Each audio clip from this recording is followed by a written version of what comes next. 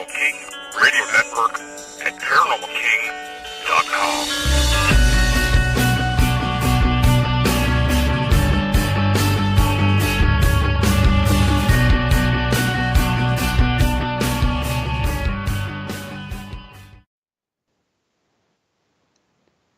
Welcome to the Paranormal News Insider for the week of January 8th, 2019. And this is episode number 381. And this is your host, Dr. Brian D. Parsons. And we are live on the Paranormal King Radio Network at ParanormalKing.com. And yes, we are back for the first show of 2019 after it seemed like a month.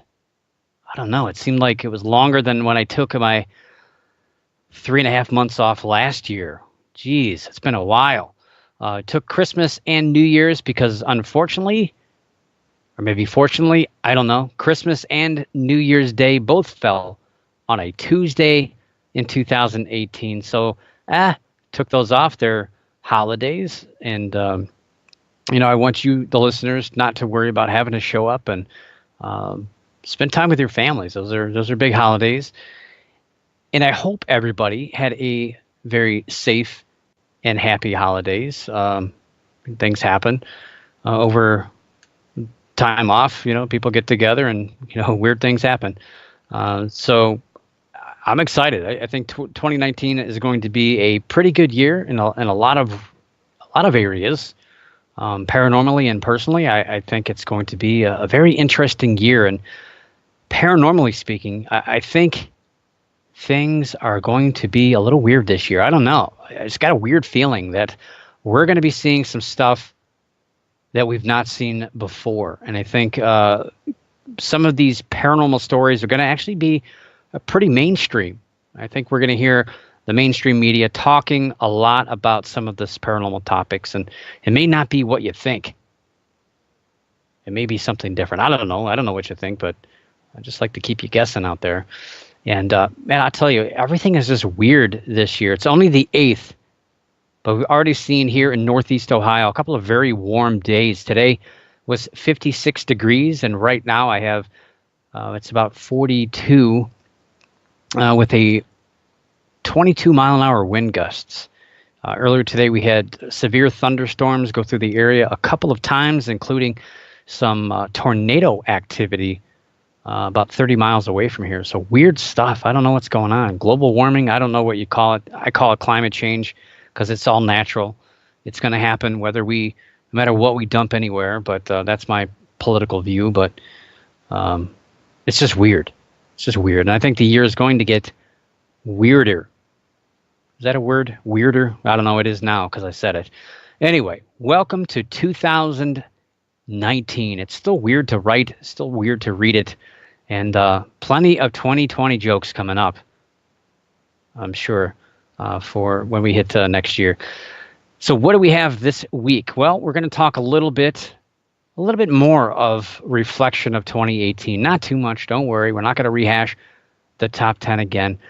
We're going to talk some stories that have happened since we've been off the air over the course of the last 2 weeks, but there's been a lot of stuff happening lately, and including a Thylacine sighting. A Thylacine stops for a photograph.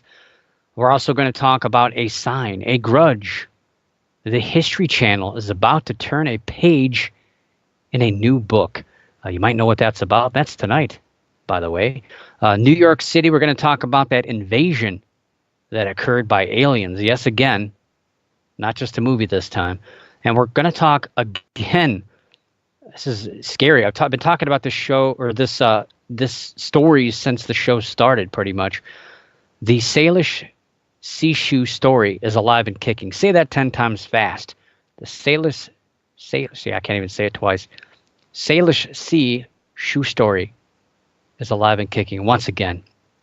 And it's a tongue twister, and it's a shoe twister as well. And it's kind of probably one of the most gruesome stories I've talked about. When you really think about it, it's kind of depressing at the same time, but it's interesting and it's neat. Even though it's been partially kind of explained, I still consider it a strange story, strange Earth type story. And I mentioned going to reflect back here for a second. I just want to reflect back on, my gosh, it's so long ago. It's almost a month ago. Back on December 16th, I was a guest on the Nightmare 365 podcast with hosts Matt and Greg. And I just want to mention again, they did a fantastic job. It was a great interview. I recommend that you not only listen to my interview, but check out their website, nightmare365.com, and subscribe to their YouTube page, as well as follow them on social media. Their show is live on Sunday nights at 6 p.m. Eastern. I don't think that can contribute or conflicts, I should say, with anything that's here on this network. But yeah, check them out. They're great guys and very insightful and very curious about anything and everything paranormally speaking. They do a fantastic job with all that. Let's see if I can get that link in there. There it is. Link is in the chat room. So if you're listening live, feel free. Jump in the chat room. You don't have to chat. We're not going to force you to talk. We might say hi to you. You don't even have to say hi. We'll be nice. We'll leave you alone. If you want to be in there and be left alone, that's fine. It's fine. Not a problem. If you're disruptive, we will give you the boot, however. But yeah, you're missing out on links, and we're going to have some pictures put in there as well to give a kind of an extra dynamic to the stories that I'm going to be talking about tonight and every night. Well, not every night. I only do this once a week. I don't have that much free time. Every Tuesday night. And yeah, Nightmare 365 with Matt and Greg. Their show, again, live on Sunday nights, 6 p.m. Eastern. Nightmare 365 podcast at nightmare365.com. And no, they're not paying me, although they did send me some cool swag in the mail. I got some stickers and postcards and things. Pretty cool stuff. They do a fantastic job. Yeah, any host that makes their guests feel important, which they did a good job. Those are good hosts, and doing their homework on the guest too is also a plus. That's good stuff. So anyway, I finally did. I know I've been talking about this for a while. I finally did spend a little bit of time talking about paranormal conferences, conventions. Finally spent a little bit more time updating events on my events listing for 2019. Finally got around to it. Well, I had 2 weeks off. I should have done something right. So you can check out the updated 2019 list of paranormal conferences, conventions at paranewsinsider.com. And you can then click on the events tab at the top. And I'm sure it's not done. I'm sure I've missed a few. And I know there's a few out there that are still kind of putting things together, and some that had just wrapped up in October, November. I get it. You kind of want to take a break. And I know there's a few out there that are getting ready to announce things. And so I really don't like to put tentative stuff on there if I can help it. So I kind of avoid that, but I kind of keep notes so I know what to go and visit. But if you have any information about any event and would like to see it on the website as well, maybe I'll talk about it here on the show, let me know at paranewsinsider.com, or you can just contact me through paranewsinsider.com. Have a contact page right there on the website.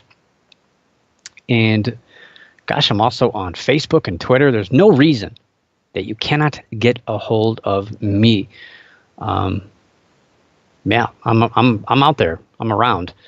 So let me know. I mean, I know it's a pretty darn good list. I think it's a pretty good list. But I know there's going to be some that are popping up. I know there's a few that I've seen that I've not gotten around to put on there yet. But again, if you know of any, just let me know, and I'll do my best. I'll get them on there as soon as I can. And also, yeah, the last show was December 18th. It seems so far long ago. I mean, it seems like a year ago. Well, it was a year ago.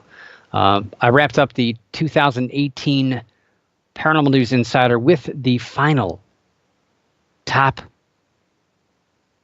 10. I think it was the last 4 I did on that show. So the top 10 paranormal news stories of 2018. And again, don't worry, I'm not going to rehash it again. And if you missed the countdown, shame on you.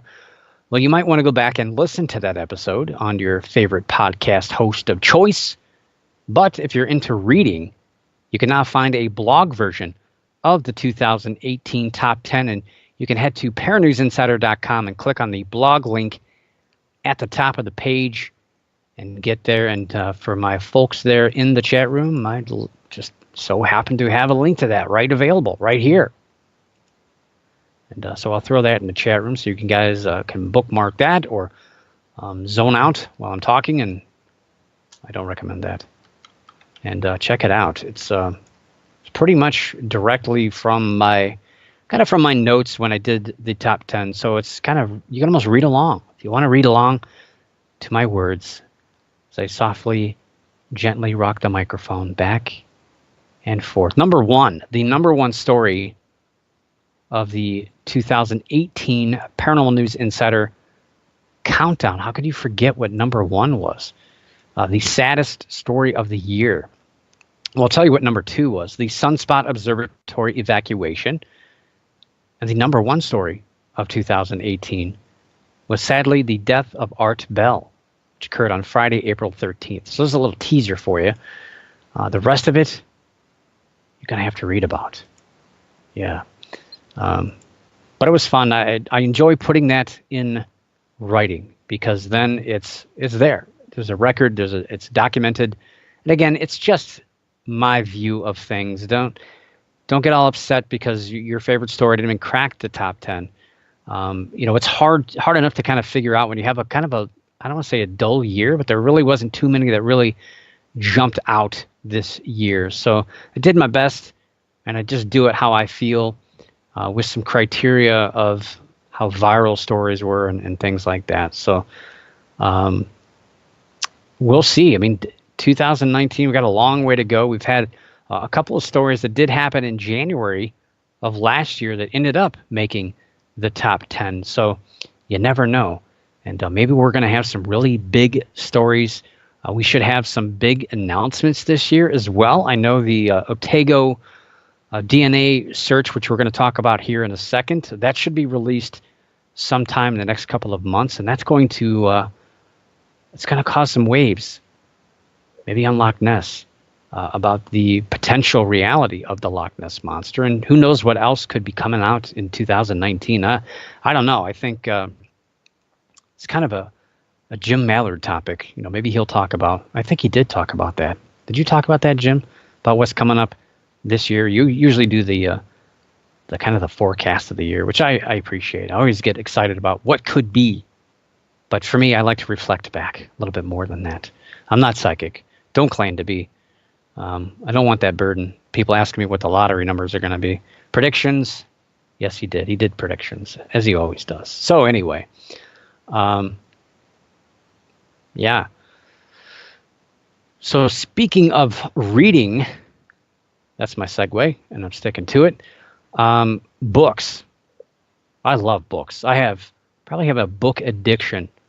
I have way too many books. I have books piled up. I have three bookcases. I have books piled up on top of the bookcases. Books piled into drawers. Books piled on the floor. I have books in my car, for crying out loud. I've got books everywhere. But I can tell you what I'm reading.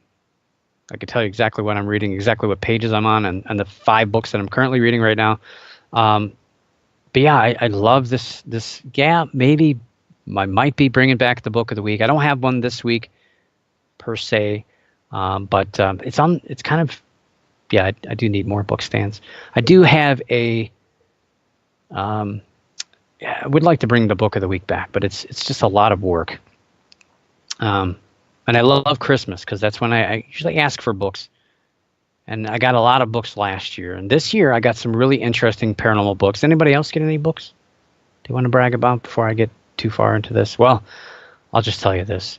Just talking about some of the, I don't know, just different lake monsters. We're going to be talking about that story here in a second. I did get one from Ronald L. Murphy Jr., personally autographed copy of Ronald L. Murphy Jr.'s On Lake Monsters, an investigation into the legends and sightings of unknown animals. Well, kind of wanted this book for a little while. Ron's actually a good friend of mine, fellow researcher, great writer, and even better researcher. Guy's awesome. I love his stuff. It just goes, you just feel like you get sucked down a rabbit hole, and he can speak to his research, which is just awesome. Look forward to meeting up with him sometime on the road, somewhere this year. I'm not sure where, but we always seem to cross paths, so I'm not worried about that right now. Also got another mountain lion book. Anybody that knows me, listens to the show, knows I have a fascination with mountain lions. I think I got 5 or 6 last year for Christmas, give or take, and a couple more I bought during the year. This year, I got a book called Path of the Puma, The Remarkable Resilience of the Mountain Lion by Jim Williams. This book is new. It just came out, I believe, in October of 2018. So it's one of the newer books. I'm really excited about reading this one. Jim is a wildlife biologist in Montana. So he knows what he's talking about. Some of the books I buy are just by naturalists. I would consider myself a naturalist as well. And, I started writing a mountain lion book myself. And it's just, I don't know what it is about the topic. I'm not a huge cat person. I'm more of a dog person. But I don't know. The mountain lion saga just fascinates me. And it's kind of a conspiracy theory, too, which I'm not really into. But this is really interesting stuff. So I got suckered into that. Now I'm on 10, 12 books that I have on mountain lions. And what else do I have? I have a whole bunch of stuff here. Gosh, what was the one that I just got? The black cats. Oh boy, can't remember. Anyway, well, we'll move on. What was the name of that? It's going to drive me nuts now. Anyway, what else did I get? Oh, Benjamin Radford. How could I forget about that? I got this before Christmas. Benjamin Radford, in case you weren't aware, has a new book. Benjamin Radford is a skeptic, but he's a pretty level-headed skeptic. He's not one of those skeptics that's yelling and screaming at you, telling you why you're believing in this stuff. He's not going to discount everything you're doing, but he thinks that ghost hunters are going about things the wrong way, which I have to agree with him. Things are out in the field are just not going in the right manner. Things are just not really looking very good, for the lack of a better term. And Benjamin Radford, this is kind of his second book on this kind of stuff. He did have one that was just about, it was called Scientific Paranormal Investigation. It was just a basic book on just basic stuff of paranormal. It wasn't specifically ghosts, but it was kind of just kind of spread out with different things. And wasn't specific to ghosts. It also had a lot of cryptozoology, a lot of UFO stuff in it, as well as his local research. And his new book this year, I should say last year at this point, 2018 came out, and it's more on the ghosts. It's all ghost stuff. It's called Investigating Ghosts, the Scientific Search for Spirits. And I actually just finished up a review of that book. I finished reading it, I think about 2 weeks ago now. And it's going to be appearing in a magazine in a couple of months, which I'm really excited about that, to see my name in print on at least on a review of a book. Now, one of my books, Handbook for the Amateur Cryptozoologist, was reviewed in the Skeptical Inquirer magazine. So it's kind of like interesting that I'm going to be putting a review in about a book. The magazine, well, I kind of just said it, the Skeptical Inquirer. And I don't know when that's going to be out. It's not going to be this next issue. It's probably going to be the issue after that. And I'll keep everybody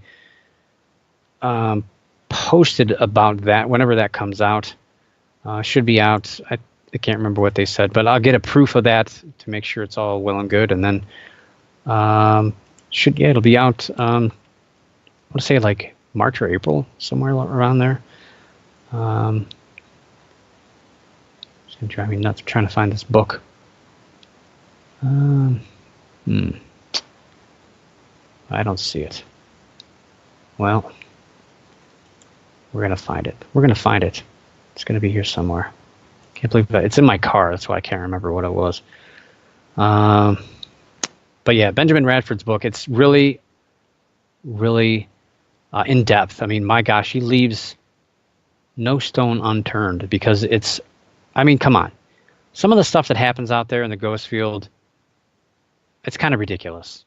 It is. I mean, you have to admit it. There's just some really outlandish things that happen out there in the ghost field, and it needs to be addressed. If not by people like me, then by a skeptic. And again, he's not trying to disprove or tell people what you're doing is bunk. He's just trying to help us realize what a lot of the things that's going on out there.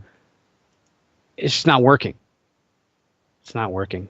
I do need a secretary. That would be great. But excited to see the review of that book out there. And again, we'll talk a little bit more about that book in the future. And who knows, maybe I will bring back the book of the week. It was just a lot of work.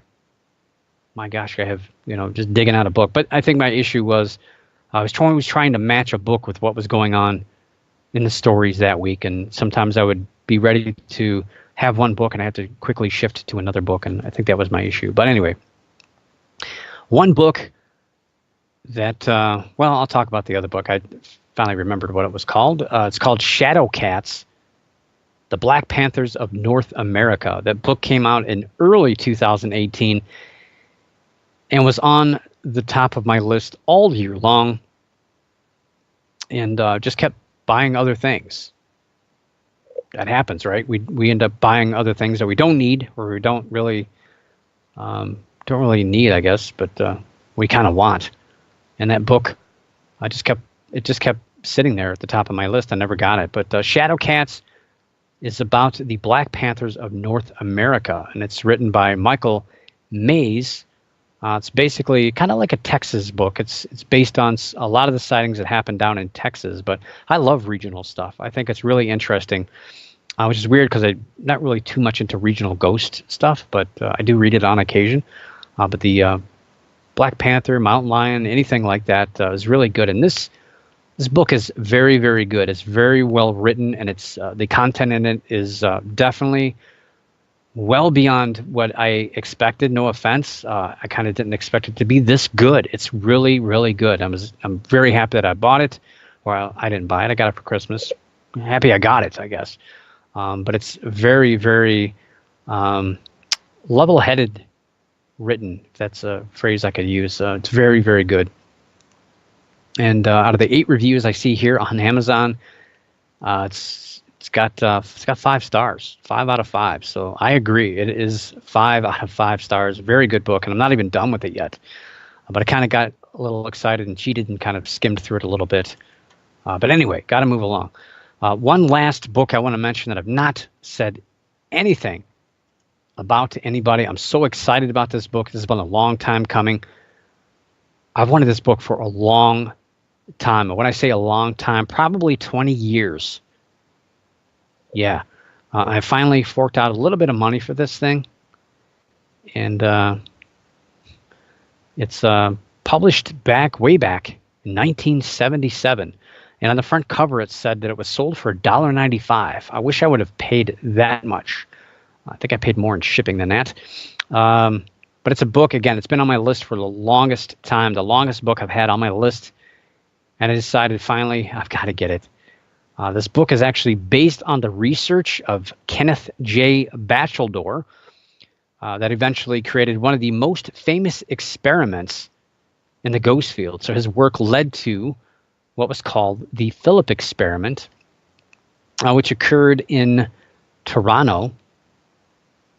You might be familiar with that. So Batcheldor's work also became part of my work, the E4 method. I got my hands on as much stuff as I could from different journals and different articles and even videos that I was able to dig up, and had a lot of researchers sending me stuff of Batcheldor's work, which is very hard to find. So I was really, really excited about this.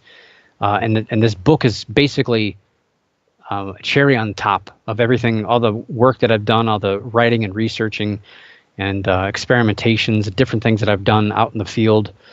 Part of my E4 method of client-centered ghost investigations, but one of my best memories was back in November of 2017 when I got to see and touch one of the cardboard tables used in the Philip experiment. It was also signed by some of the participants. I was giddy. Some people get excited about meeting movie celebrities and seeing sports figures or getting their shoes signed or something. I don't know. I get excited about seeing weird stuff like that in person. The book is called, it's about the Philip experiment. It's called Conjuring Up Philip, An Adventure in Psychokinesis. It's written by Iris M. Owen, and Iris was the secretary of the Toronto Society for Psychical Research, which created this experiment. And what many don't realize is actually the Philip experiment demonstrated that ghostly phenomena could be created by the living through psychokinesis, and spirits or ghosts were not necessary. And so a lot of people in the ghost field think that this is fantastic stuff and it proves that ghosts exist. It actually does quite the opposite.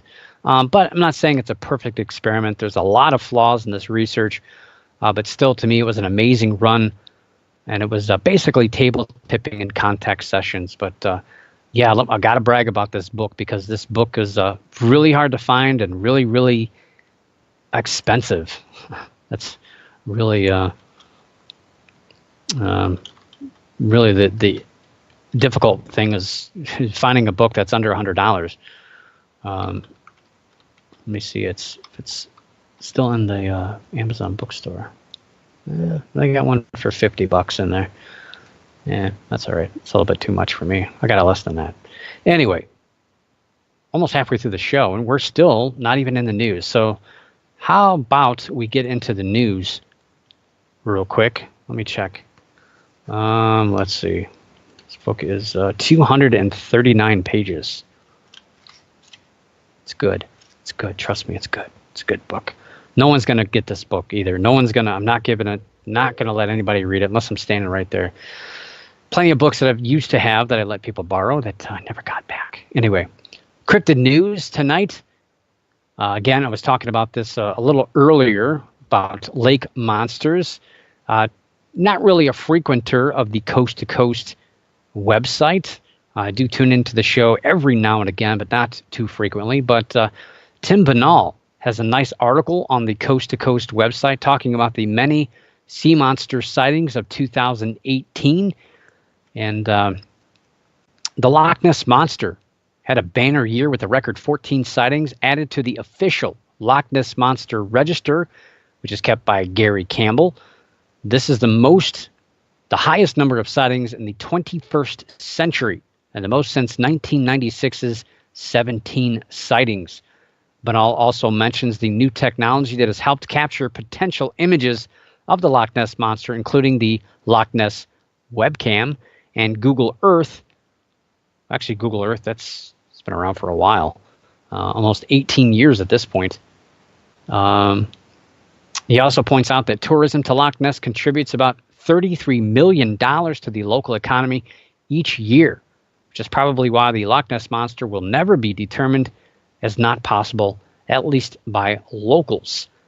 But the DNA expedition that took place this summer, led by Professor Neil Gemmell of the University of Otago, might change that. Those DNA results collected in the loch will determine what creatures are lurking there, with the results should be released sometime this spring. But again, even when they don't find DNA of any kind of creature that would be thought to be the Loch Ness Monster, don't think that's going to be the end of the Loch Ness Monster. Guarantee you, sightings will continue. British Columbia's Okanagan Lake was also the site of 3 separate sightings in the month of September of 2018, which brought this legendary creature out of retirement. The article also mentions water monsters seen in Albania, Germany, England, and China last year that all told didn't get much publicity. The article parts with a positive look as Nessie was honored on a coin last year, and Champ from Vermont's Lake Champlain may soon be seen on a commemorative license plate, which I also talked about that. So it's going to be pretty cool stuff. And I think from the last time I read anything about that, it's getting closer. It may actually happen for Vermont to have that plate. That's going to be really cool. Really cool. And yeah, a name that we've not mentioned. Well, let me get this. Let me get this link in the chat room real quick before I get too far ahead of myself. So a name that I didn't mention. I don't know if I mentioned it at all last year or just not very much. Didn't really have a very recognizable year last year. The Thylacine. Thylacine is in the news this week, and we talked about lake monsters, and Tim Bedell kind of talked about Bigfoot. Bigfoot is the big creature that's always tops in the news. Well, I think really lake monsters really put a beat down on Bigfoot last year. I really don't think Bigfoot made too much of a dent.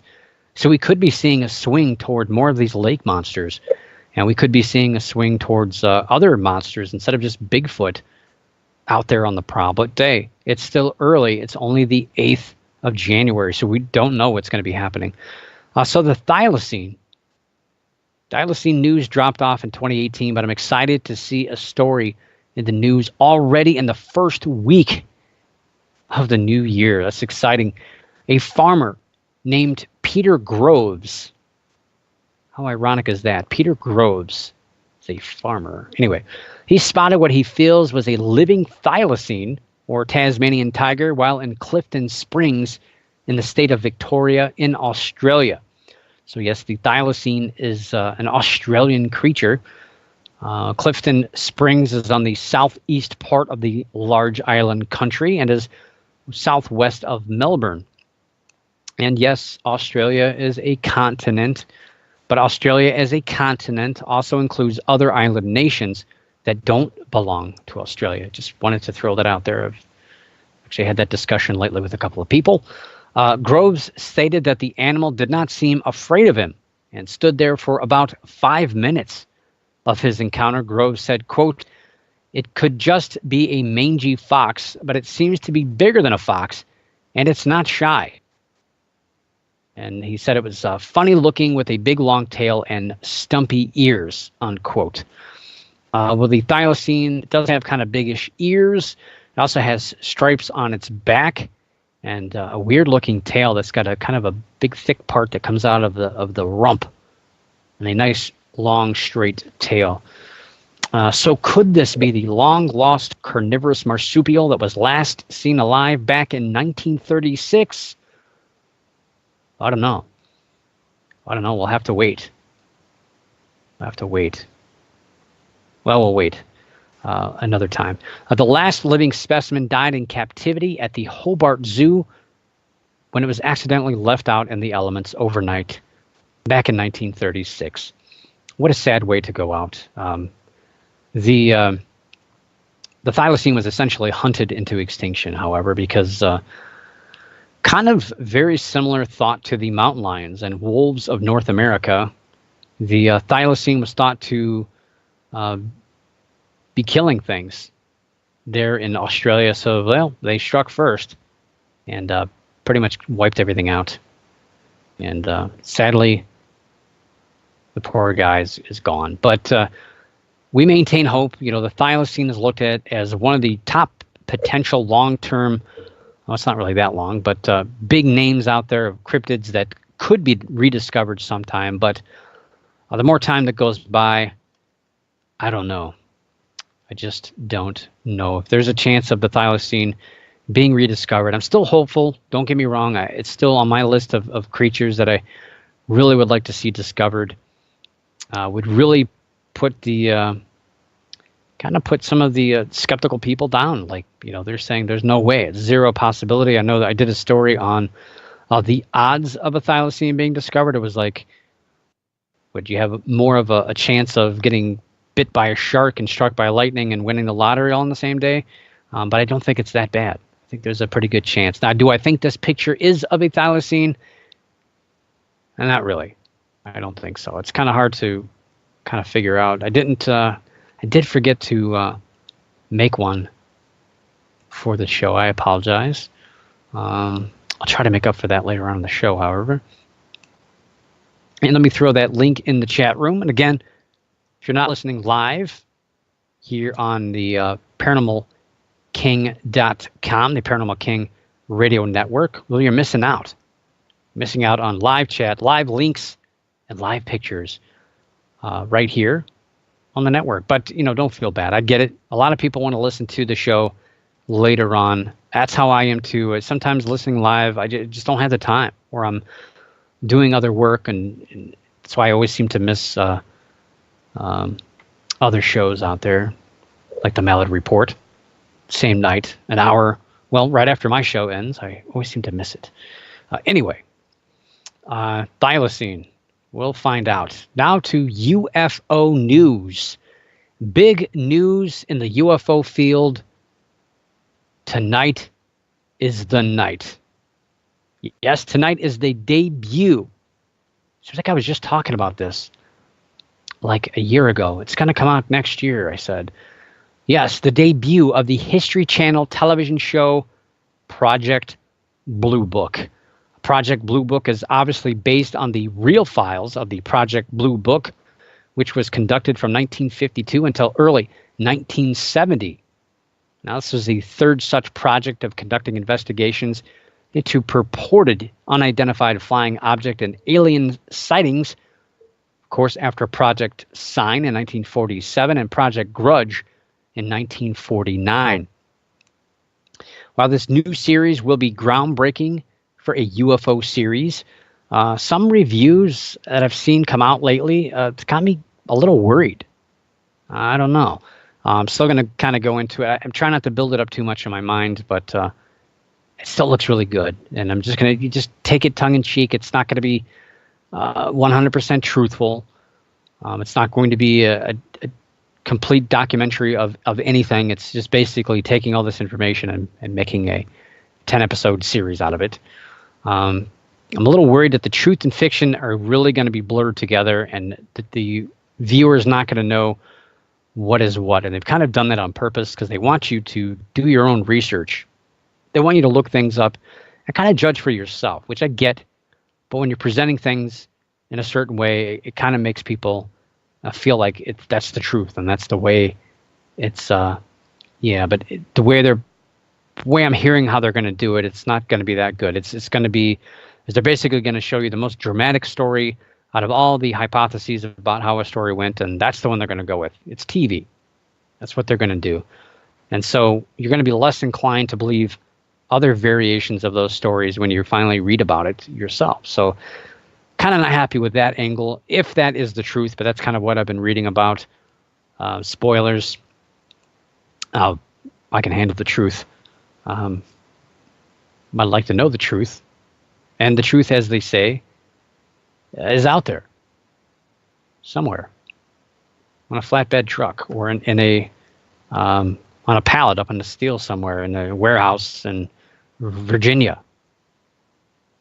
Great. They know that I know.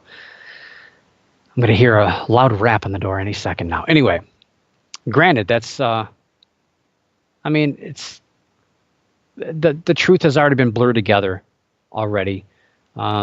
By a lot of people that want to believe, and people who have purportedly said that they were there, or they know something, or they're a whistleblower. These things happen all the time where people kind of inject their own thoughts or their dreams into what they think or how they think a UFO sighting should have gone and went. So we don't really know too much of the actual truth. We just know what the government documented, but we know that they had kind of an angle on things, which we're going to see tonight on this show. A good portion of the action, more than likely, going to be the fictional accounts of the events, going with the more dramatic explanations, like I said, as well as adding a bit of dramatic license as well. Sadly, being on the History Channel, you would think it would be historically accurate, but at least it's going to be entertaining. And I'm still going to watch it. I don't care how bad of a review anybody gives it. I think it's worth watching. We don't have a whole lot of good UFO stuff on TV. I know MUFON's excited about it. They were sending out emails again today about you got to watch the show. So the UFO field in general is really excited about this, and who knows what this could do for UFO sightings on television and talking about this general subject. I mean, this could really opened the door for a little bit more discussion about this in the mainstream media, which lately has been really, really good to UFOs. They really haven't been as closed off as they used to be about this kind of stuff. And so I'm kind of excited to see, really not so much just the show, but how the show is going to have kind of an effect on things around it. It's going to be interesting to see what happens. So Project Blue Book follows the journey of J. Allen Hynek as he dives into the world of UFO sightings in a 10-episode series. The series starts tonight, debut on the History Channel, 10 p.m. Eastern, 9 p.m. Central, but as always, be sure to check your local listings. And that means I can still watch it. It should be on demand as well, a couple of days after. So go to the History Channel, and you can watch it there as well. So don't have a link for that story. The link is your TV. Actually, I do. Stand corrected. Well, I sit corrected, more specifically. So let me throw that link there in the chat room. It's from history.com. Yes, history.com. It's about the TV show, so you can actually watch the preview. If you click on that link, it'll show you some of the previews for the show, some clips and different things for that. And that's also the link that you're going to want to go to. If you do miss tonight's episode, you want to go back.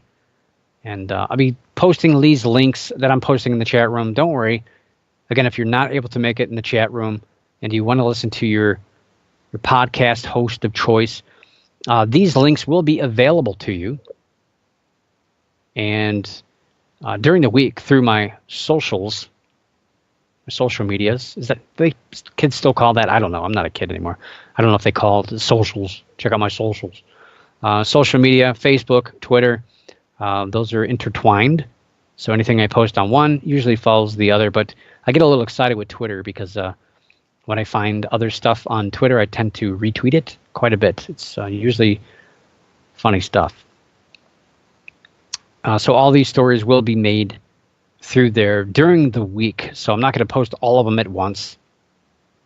And you'll be able to check them out. Anyway, in other news tonight, so I've mentioned it a couple of times. We talked about the top 2. The top 10 paranormal news stories of 2018 wrapped up back on December 18th. And I said that it was unlikely that any major story that came out in the last 2 weeks of the year would even remotely break the top 10, that it probably wouldn't happen. Well, I was almost wrong. Almost wrong. On Thursday, December 22nd, around 9:12 p.m. Eastern, an unusual event occurred in the Astoria area of Queens in New York City. The sky was lit up with a bright flash of blue for several seconds. The incident took place at the Astoria East and North Queens Con Edison plant on 20th Avenue and 32nd Street in Astoria. Con Ed issued a statement on what happened, stating, quote, "An electrical fault on a section of 138,000 volt equipment in one of our Astoria substations caused a transmission disturbance and sustained electrical arc flash, creating the blue light people witnessed. The equipment that malfunctioned is associated with voltage monitoring within the substation," unquote. So early reports of this being a transformer explosion, which is to me kind of what it looked like with the blue, bright blue flash, which anytime you have a blue flash like that, it's going to be more than likely aluminum burning. I learned that a long time ago. Not that I'm not a pyromaniac. I just learned that through science-y stuff. Yeah, it was pretty bright and pretty frightening as well. I mean, anytime anything like that happens in a major metro area, it's going to cause a little bit of nervousness. People are going to think the worst. The equipment that malfunctioned was supposed to monitor voltage when it suddenly allowed the voltage to just enter the air. The electricity caused ionized gases to become visible as plasma, which sounds all technically cool and stuff, but essentially it breaks down to meaning that we made man-made lightning. It's pretty much what we did by accident. Social media again went into high alert, thinking that this was anything from a UFO invasion, which was the leading thing, to Godzilla. There's a lot of thought of Godzilla. I guess Godzilla did invade New York. I think he's mostly known for Japan, but I guess he did make it to New York the one time. Once. And of course, everything else down to a potential terrorist event, which is scary to think about. There is even a bit of conspiracy theory floating around, especially even in the mainstream media, because they feel that this was an explosion of some sort and not just electrical arcing. And there's investigations going on into this. They think there's a cover-up. Spooky. The eerie blue light caused a staggering 3,200 plus 911 calls to pour in shortly after 9:12 p.m. And panic, yeah, you could say that. And that was in a half hour. 3,200 phone calls to 911 in a half hour. That's crazy. In the days that followed, the talk of an alien invasion were so popular that even New York Governor Andrew Cuomo jokingly said during a press conference, quote, "We did find one piece of evidence that is a little peculiar. This was on the site, which has raised some questions," unquote, as he held up the mask, a rubber mask of an alien. We haven't seen that kind of stuff since the Phoenix Lights incident. Really, that happened back then. The governor back then held up well, there was a guy in a suit, actually, that showed up to a press conference. So kind of deja vu to me, because I've kind of seen that before. And there's an image of it, the governor holding up the mask of an alien. And they all looked really serious. When he said it, he wasn't laughing or anything, which kind of made me wonder, maybe there is something to this. But yeah, that was a leading thought by a lot of people.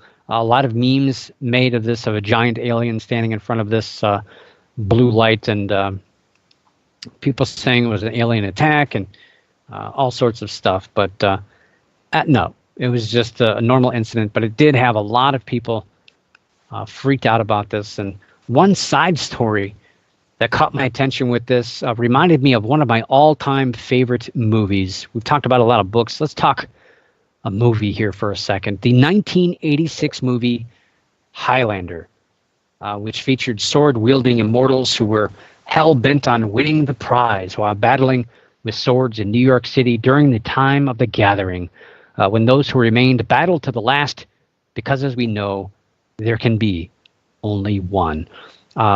Spencer Pesci, I don't know how to pronounce his last name, Spencer Pesci of Queens, had other ideas, which is weird. It's Queens because Queen, the band, did the soundtrack to the movie Highlander. It's kind of weird here. Spencer of Queens had other ideas when he grabbed his samurai sword and headed outside during what was initially thought to be, again, a transformer explosion. Well, he thought the city was being invaded by aliens. So I guess this was the initial reaction by a lot of people.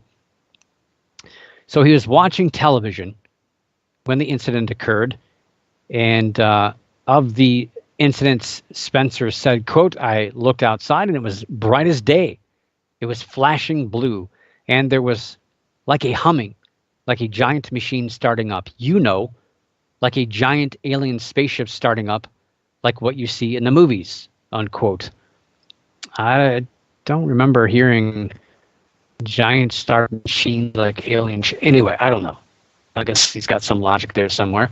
So he did what most young Americans would do. He grabbed his samurai sword, his boots, and he went outside to watch with others as the sky lit up blue. I don't know. I thought it was funny. It was a funny story. But the whole thing really got really big, and I kind of got nervous there that was going to maybe potentially knock out one of the top 10 stories, but I don't know. I think it just kind of fell flat. It was a pretty big story there for a little bit, but yeah, I think it kind of fell flat. And I'll throw that link there in the chat room. Yep. And got one last story here, and I remember there was a kind of sidetracked. I've been trying to keep up here with that's my New Year's resolution this year, is to keep up with the chat room, keep a closer eye on the chat room and what y'all are talking about, and answering questions, and making it a little bit more interactive. That's my New Year's resolution. And I kind of sidestepped the question. I was in the middle of doing kind of in my little rant, and there was a question about me being a paranormal investigator. I can't see. Okay. Asking me, I do the news. Am I also a paranormal investigator? Well, yes. That's how I got my start back in 1996. I started working, kind of doing research into ghosts, and one thing led to another. Ended up being on a ghost team, and worked with the team, kind of named the team, and was unfortunately, I don't know, well, I guess fortunately, named the leader of this group unceremoniously. I didn't take it on myself, but I started running this group for 15 years. I led a group, but in the interim, I was also a UFO researcher. Worked with and was trained by MUFON, the Mutual UFO Network, as a UFO investigator, and worked with a number of groups in cryptozoology. And I still continue to this day to take cases. I don't really investigate ghost cases too much because I don't have a team, and I don't really feel safe enough to go into somebody's house by myself to investigate ghosts. Not because I'm afraid of ghosts, but I'm afraid of the living, more so than anything. But I'm probably more of a researcher than investigator anymore, but I know my way around equipment and investigations. And I do sometimes, I'll go out to a conference or convention. I'm also a public speaker, go out to those things, and sometimes we will do investigations out there with people. So yeah, I'm still kind of involved in the field a little bit, but I'd say more in cryptozoology than anything. And King has a question about the explosion. Well, explosion was more than likely just caused by faulty equipment. And it wasn't an explosion. They just said an electrical fault. So a part basically just malfunctioned. 138,000 of volts leaked out, and just created a nice little arc in the air. So they're saying it was an accident, not an explosion. But that's people are arguing about that. They're not sure if that's legitimate or not. So one last story, and this is a disturbing story, and so I kept it last. So maybe the kitties are tucked away in bed. This is, I don't want to say scary, but kind of gruesome if you think about it. And like I've said, I've followed the story for years. Kind of when it became popular. It became popular right before I started the show, and I kind of mentioned it a couple of times. It really picked up back in 2008, but it started a year prior to that, and yeah, it is a little gruesome. The story does start back on, August 20th of 2007, when a girl visiting the Jedediah Island in British Columbia, Canada, just so happened to see a shoe lying on the beach. And she picked up this size 12 Adidas shoe, which is pretty big. And she discovered what was to be found out to be the remains of a foot inside of a sock. Since then, what has gone on to unofficially be named the Salish Sea Human Foot Discoveries has seen 15 discoveries through May of 2018 in the Pacific Northwest area surrounding Vancouver Island, down into Puget Sound to Seattle and Tacoma. The Salish Sea is a term meant to describe the area away from the Pacific Ocean surrounding Vancouver Island, which includes the Strait of Juan de Fuca, the Strait of Georgia, Puget Sound, and all of their connecting channels and adjoining waters, such as the Haro Strait, the Rosario Strait, Bellingham Bay, Hood Canal, and so on and so forth. A lot of bodies of water. It's a large area. But just think Seattle, Vancouver, Victoria, even Tacoma. So all those cities are bordering this large body of water. The second case occurred less than a week later, August 26th of 2007. Another 5 cases occurred in 2008, 1 in 2009, 2 in 2010, and 3 in 2011. One more in 2012, another in 2014, 2 in 2016, 1 in 2017, and also 1 in 2018. And just a week ago, the 20th such case has been reported. Weird. This latest discovery occurred on the what's called Jetty Island near Everett, Washington, which is weird. I was just in that area a couple of years ago, which is essentially near the center of the Foot discoveries, if you're looking at it on a map. This discovery, well, more on the eastern edge, but kind of central in the sightings of north and south area. The discovery was a boot, not a boat, about a boot. Not speaking Canadian here. A boot, you put on your foot, a boot. It apparently seems to have been floating for what police commented was some time. We don't know exactly how long, but these things can happen. They can float for a while. Even bodies, believe it or not, I always thought bodies decompose really fast, but they say that a human body can actually survive about 3 years in the ocean, unless it's eaten. It's creepy. Officials are currently analyzing the find to determine whether it's actually a human foot. Well, you'd think a Adidas size 12 shoe would be a human foot, but when this case originally began to become a big news story back in 2008, after multiple discoveries, and this is worldwide news, and this is a big deal. Like, this was covered on a lot of major news stations, and it was in all kinds of worldwide newspapers back then. There were actually a few hoaxes created using meat stuffed into socks and shoes. I don't know why you'd want to hoax that, but people did. But stories of feet being found inside of boots can be traced back to an event happening back in 1887, even further back. So this is not a new thing. It's not like the Bermuda Triangle of feet, where they're just appearing in this area all of a sudden. This has been happening for a while. Now, of these 20 feet discovered, there are 2 matching pairs. What are the odds of that? Pretty slim, actually. One pair of women's feet found inside of blue and white New Balance sneakers on May 22nd, 2008, and November 11th, 2008, belonged to a suicide victim who jumped from a bridge. These feet essentially became separated during decomposition and held afloat due to the materials inside the shoe, which also helps preserve the body part.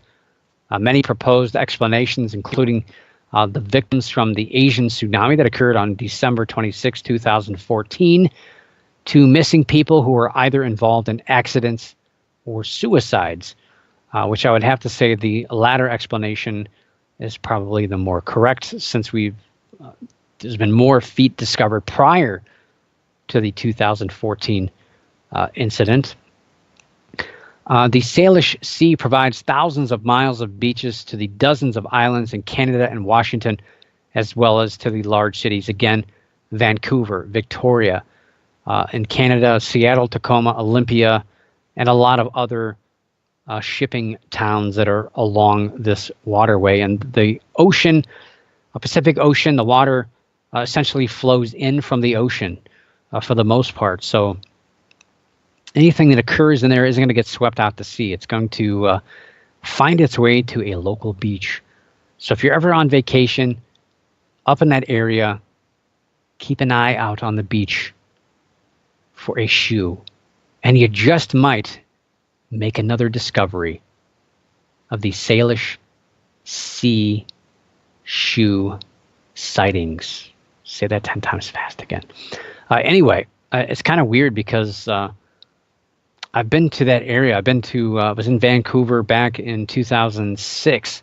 And since then, I've been to Seattle, I think I want to say 3 times, 3 or 4 times. I've lost track. Probably 4 times. Been to Alaska twice, through Seattle and once through Vancouver. But also I've been to Seattle a couple of times and been to Vancouver, been to Victoria. So I've been in that area a lot. And I've actually stayed on the San Juan Islands, which is pretty much dead center of where all these sightings have occurred. I've kept my eye out, never seen one. And I've been sure to keep my shoes out of the water, that's for sure. But what's weird about that is one time, this is recently, 2014, the only time I've ever purposely taken a photograph of my foot before was actually in a boat about 10 miles off the coast of Victoria, Canada. Maybe I was almost going to be a victim of this. Maybe I was going to appear as one of these 20 sightings.